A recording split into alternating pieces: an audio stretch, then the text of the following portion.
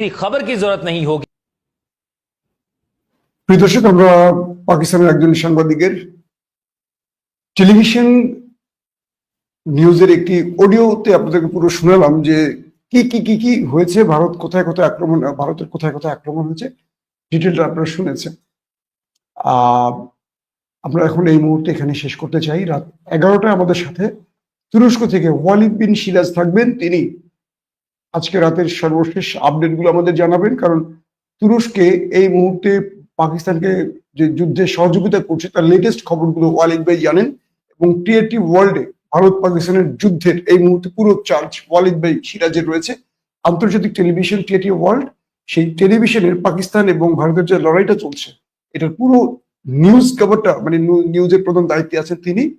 এবং পুরো কম্পাইল নিউজগুলো আজকে আমাদের রাত 11টার লাইভ শোতে আমরা জানাবো আপনাদের।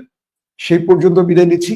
অবশ্যই আমাদের চ্যানেলটি সাবস্ক্রাইব করে আমাদের সঙ্গে থাকবেন, ফেসবুকে লাইক ফলো করে আমাদের সঙ্গেই থাকবেন, দোয়া করবেন বেশি বেশি করে।